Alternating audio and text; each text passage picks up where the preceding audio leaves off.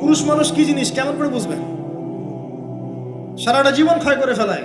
যদি আপনি তার আনুগত্য করেন, তার সামনে সুন্দর মতো থাকেন, তার কথার সাথে তর্ক না করেন, ভালোবাসা দিয়ে থাকেন, আপনার জন্য সে জীবন দিতে প্রস্তুত থাকবে।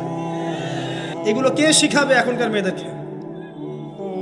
নবী সাল্লাল্লাহু আলাইহি ওয়াসাল্লাম বলেছেন, কোনো স্বামী যদি কোনো স্ত্রীকে চায়, তার প্রয়োজনের জন্য চায়, মহব্বতের জন্য, স্ত্রী যদি চুলায় রান্না করতে থাকে, ওই রান্না ফেলে দিয়ে তাকে আসতে হবে। হাদিস। রাতের বেলা স্বামী স্ত্রী শুয়েছে, স্বামীর চাহিদা আছে, স্ত্রীর কোনো সমস্যা নাই, স্ত্রী ফিট, ইচ্ছা করেই অহেতুক স্বামীকে বলল আমি রাজি না, উল্টা পাশে মুখ করে ঘুমিয়ে গেল। আল্লাহর নবী বলছেন, সারা রাত আল্লাহর পক্ষ থেকে একজন ফেরেশতা আসবে, এসে এই নারীকে অভিশাপ দিতে থাকবে। শুরুটা হবে আপনার বিয়ে দিয়ে।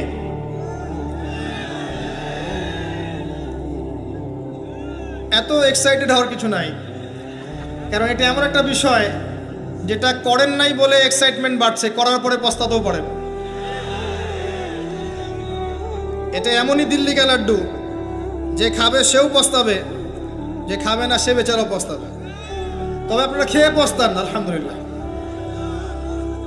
এমনভাবে শুরু করেন না পরিবারটা যে আপনি একজন তরুণী, আপনি একজন তরুণ, বিয়ে করছেন, বিয়ের সময়ে দিনদারিতা বাদ দিয়ে অন্য কিছু দেখতে যায় না। যদিও বা অর্থ সম্পদ, বংশমর্যাদা, সৌন্দর্যের কথা হাদিসে এসেছে, হাদিসটা এমন নয় যে তোমরা 4টা গুণ দেখেই বিয়ে করো, এমন নয়। হাদিসটা এমন নয়, অনুবাদটা অনেকেই ভুল করে, অনেকেই ভুল করে। হাদিসে বলা হয়নি কখনো 4টা গুণ দেখেই বিয়ে করো, এটা নয়, বরং বলা হয়েছে 4টা গুণ দেখে বিয়ে করা হয়। কথা কি বুঝতে পারছেন? কেউ এটা দেখে, কেউ এটা দেখে, তোমরা দিনদারিতা দেখো, না হলে তোমাদের হাত ধুলোয় ধূসরিত হবে। হাদিসটা এমন। এক্ষেত্রে কি আমরা বলবো, প্রথমত বিয়েটাকে সহজ করে দেন। বিয়েটাকে সহজ না করলে সমাজে জেনা বাড়তে থাকবে, এবং জেনা বাড়ার কারণ আছে। যখন পর্নোগ্রাফিটাতে ফ্রি অ্যাক্সেস দেওয়া হয়েছে, মানুষ রাতের বেলা পর্ন দেখতে পারে, কেউ বাধা দেওয়ার নাই। উপরের সেকশন থেকে কিন্তু এটাকে বন্ধ করে দেওয়া যেত।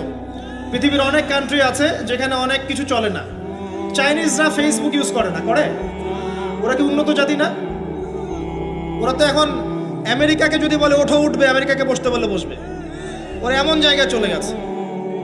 ওই ইউক্রেন ইস্যু নিয়ে আমেরিকা, ন্যাটো আর এই ব্রিটেন আর ফ্রান্স আর ইসরায়েল কিছুই করতে পারবে না ইনশাআল্লাহ, বিকজ এখানে একটা বড় অ্যালায়েন্স আছে চায়না এবং রাশিয়া, কিছুই করতে পারবে না। বরং এর উদ্দেশ্য, যে উদ্দেশ্যে এটা কাজ করেছিল তারা, এটাতে সফল হবে না তারা ইনশাআল্লাহ।